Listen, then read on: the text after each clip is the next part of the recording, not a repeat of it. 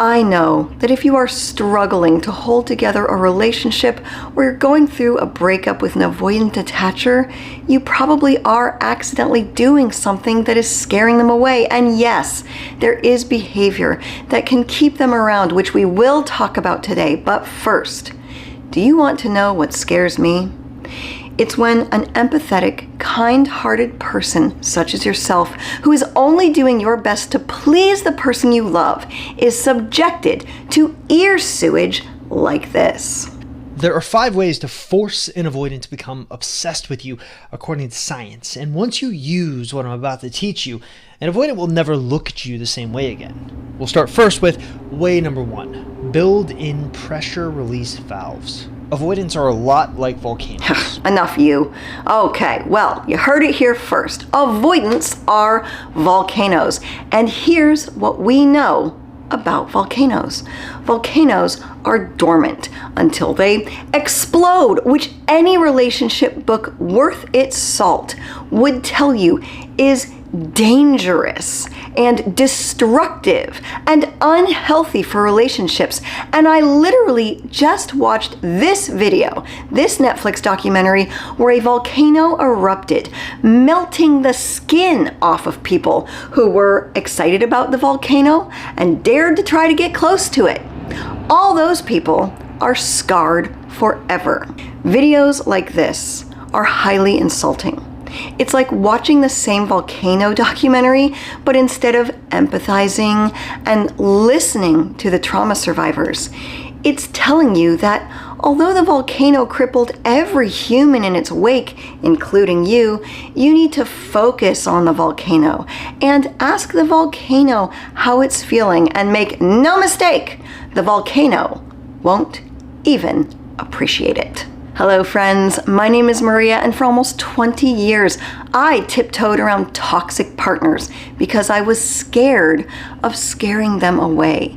That is, until the day I sat down, painted my nails, and realized why I was scaring them away and why none of these guys stuck around. So if you're ready to learn what scares avoidance, but also learn what one dating coach told me would make them putty in my hands forever, then grab that bottle of nail polish and let's talk. Hold on, I've got one more thought about the whole volcano thing. If you grew up with a parent who was always on the verge of erupting at any given moment, and the eruption was completely unpredictable, that parent was probably the scariest person in your life. And no child, no person should ever be subjected to that. And if anyone on YouTube is trying to help you get back with a partner like this, they are not on your side. All they want is your money. Your unstable ex is not better than you. They're not a prize. You had enough of this treatment when you were a kid. You don't have to put up with it anymore. All right, let's hit it.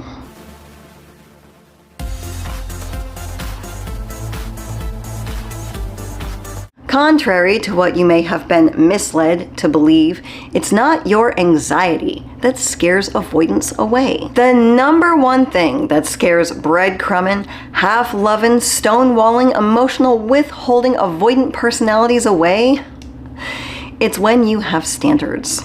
In the past, when an emotionally unavailable boyfriend bailed on our date, if I had a problem with it, he played the disappearing act. When I called him to give him a piece of my mind, he was too scared to answer the phone. But a couple of hours later, when I calmed down and my fear of losing him set in, that's when I would call him and apologize for my upsetting behavior. And that's when guys like this felt safe to come back again. That version of me, the one that was nagging someone to show up for a date that they had committed to showing up to, that was the voice of my standards trying to come out. Expecting someone who told you that they were going to show up for you to show up for you is not too needy, no matter what the other person tries to convince you. A big lesson I've learned is, if you have started dating someone who really drops the ball and yet somehow still manages to find a way to blame you or everyone else, huge red flag. And good luck ever getting that person to accept accountability for anything or apologize for anything. People who cannot reflect in a relationship won't be fun to have a long-term relationship with, because they will never allow your relationship to grow. How can anyone grow if they never learn from their mistakes? Do you ever get annoyed when people tell you that you put up with crappy treatment because deep down, that's what you feel like you really deserve? Now, maybe in some circumstances that's the case, but I don't think that's you, because you wouldn't even watch multiple videos or subscribe to this channel if you agree that all you deserve is crumbs. Ironically, it's become my theory that I think the people who really believe they deserve mistreatment, it's the very kind of people, like the person who brought you to this channel today, the person who is making you feel like they are too good for you. I once had a relationship coach tell me that my dismissive avoidant, the man who discarded me, would have loved me forever if I had treated him like dirt. And now that some time has passed, I don't disagree. Really think about exes that you've dated, that you've treated very well, who go running back into the arms, or they idealize an ex who has treated them like garbage, or they leave you and they always seem to end up with major jerks or biatches. It's because that's truly what they feel they deserve. But again, people who don't reflect, they don't learn from past mistakes, they will never end up in relationships that flourish. On the other hand, you fought to be heard and acknowledged in your relationship because deep down, you know that's normal. That's what you deserve. You know you deserve better. Our attachment wounds just really screw up our emotional compass. I used to be part of an online group for women that, these were women who were upset about being treated like crap in relationships.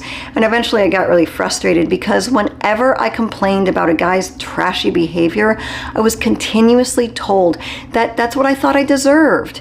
And it never sat right with me because I always felt like I was fighting to be treated with respect in my relationships. Now, granted, my standards for the kind of people I was dating could have been higher. But if their crummy treatment was what I truly thought I deserved, why was I fighting so hard for respect or to be treated with basic human decency? If that aligned with what I thought I deserved, I'd be like, okay, this tracks, and I would just shut up and never say another thing about it. The fact that you are on this channel means that you do not align with the idea that being treated like crap is what you deserve. It is your attachment wound that triggers you to keep reaching towards this other person. Now, I know if you're watching this channel, you hold yourself up to a very high standard in how you treat people, and I'm sure that in your relationships, you are someone who is going over and above, doing extraordinarily thoughtful things for the people that you feel are the most important to you. Well, what I've learned, the best way to practice standards is you start having higher standards for how you treat yourself. You start from the ground up. You literally begin building from the bottom up. Taking care of yourself does not look like chocolate cake and gallons of ice cream and binging on Netflix. I once heard a woman talking about the bare minimum standards of self-care, and she asked this question: what does your underwear drawer look like? When's the last time you got yourself just some nice basic new things? And it's a legit question. When we're going through a breakup, we let everything go because we feel like, what does it matter? No one's ever gonna see us in our scanties ever again, right? I know what it's like going through a season of a traumatic breakup or depression. My God, you should have seen my skin. All of my cystic acne came back because I wasn't even bothering. I didn't even have the energy to wash my face every single day, which is a pretty basic standard of self-care. We get so down about why someone else can't love us. We let taking basic care of ourselves completely fall by the wayside. If you can do things to make sure you are taking care of yourself when times are hard, you're going to hit the ground running when you begin to feel better again. That's why the day I sat down and decided to change everything, I started with my nails. The habit of biting my nails represented my habit that I had of tearing myself down, and I tried to hide it from the world by supergluing plastic nails over mine, and that way when I went out into public, they wouldn't know my dirty little secret. My secret that I was okay with being someone who was okay with destroying myself. But you can't hide stuff with superglue forever. Eventually it all sort of falls apart. And the people that I was dating found that out real quick by just pushing my boundaries a little bit. And that's when, even though I was someone who looked like I took care of myself, it was all fake. Well, welcome to the other half, where we know attraction is not just about looks. We also need to take care of the inner half. Because when you learn how to step up your standards of how you take care of yourself in a season where you feel like nothing else matters, it is going to be one of the hardest things you have ever done. But you are also shaping the kind of person you're about to become when you go back out into the dating world, which is someone who knows no matter what happens externally, you will always be there for yourself. You will always take care of yourself. The next time dating gets tough, you will remember you took care of yourself. Heck, you did it during the hardest breakup of your life with someone who you thought was the love of your life. You can certainly do it with some idiot that you've only been dating for 1 month who turns out to be a total joker. And you're gonna find that your relationships and your breakups look a lot different than they did in the past when you were going into relationships only caring about other people and you cared about what they thought of you more than you cared about yourself. Just wait and see what your relationships look like when the #1 standard that you set is they have to actually care about you. Because you actually care about yourself. And now you've achieved that beautiful alignment. No more sinking gut feeling in a year-long situationship, because now you are in alignment with the standards that you've always had, but maybe you were just a little too scared of implementing them into your relationships. Toxic people of your past who thought they had you all figured out, they won't even recognize you anymore. And even though at your very core, you have not changed, they will still say, you're a real shapeshifter. And if you'd like to learn how to stop people from lowering your standards before they start, I'll put that video right here. My name is Maria Adriana. You did not have to live my life, but I certainly hope you can learn something from it.